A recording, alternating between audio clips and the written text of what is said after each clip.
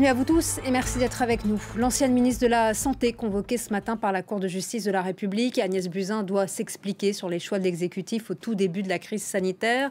Elle risque d'être mise en examen pour mise en danger de la vie d'autrui.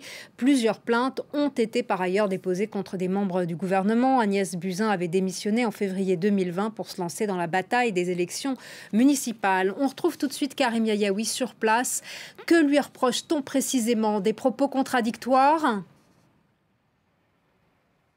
On lui reproche beaucoup de choses, à en croire le nombre de plaintes qui ont été déposées, puisque la Cour de justice de la République a reçu quelques 14 500 plaintes. Elle a jugé recevables seulement 16 plaintes qui émanaient notamment de collectifs de médecins, de victimes du Covid, de familles de victimes du Covid.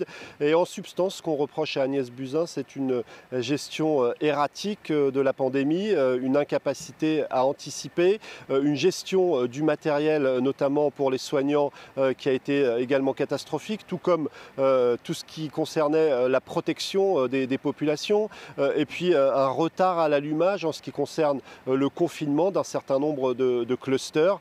Donc tous ces éléments, eh bien, Agnès Buzyn devra se défendre devant cette Cour de justice de la République, seule cour habilitée à juger un ministre en exercice depuis 1993 et l'affaire du sang contaminé.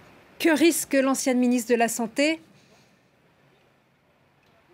Alors elle risque éventuellement une mise en examen pour un certain nombre de faits, mais elle risque aussi tout simplement de se retrouver dans une situation de témoin assisté, ce qui n'exclut pas qu'elle ait eu des responsabilités dans cette gestion catastrophique de la pandémie, mais qu'elle n'est pas directement responsable. Donc elle risque peut-être une mise en examen pour mise en danger de la vie d'autrui. En tout cas, elle va chercher évidemment à minimiser tout cela en expliquant que tout ce qui a été fait au maximum des possibilités de l'État par rapport aux connaissances qu'on avait de la maladie. Et lorsqu'elle est arrivée devant la Cour de justice ce matin, elle se montrait plutôt confiante.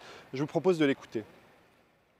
C'est une excellente opportunité pour moi de m'expliquer et de rétablir la vérité des faits. Et je ne laisserai pas saluer l'action du gouvernement, mon action en tant que ministre, alors que nous avons fait tant pour préparer ce pays à une crise sanitaire mondiale, dont je le rappelle, elle dure encore. Je vous remercie. Alors Olivier Véran, le successeur d'Agnès Buzyn, pourrait lui aussi être entendu dans les prochaines semaines par la Cour de justice de la République. Les enquêteurs s'interrogent notamment sur la gestion des stocks de masques. On se souvient que dans un premier temps, Olivier Véran avait expliqué qu'il n'était pas nécessaire de se masquer pour les populations. Les enquêteurs se demandent si ce n'était pas une façon de camoufler le manque criant de masques, puisque les stocks avaient fondu et n'avaient pas été renouvelés. En tout cas, cette affaire promet d'être une épine dans le pied d'Emmanuel Macron à quelques mois de la présidentielle. Merci beaucoup Karim Yayaoui pour toutes vos précisions. Merci à vous. Aux États-Unis,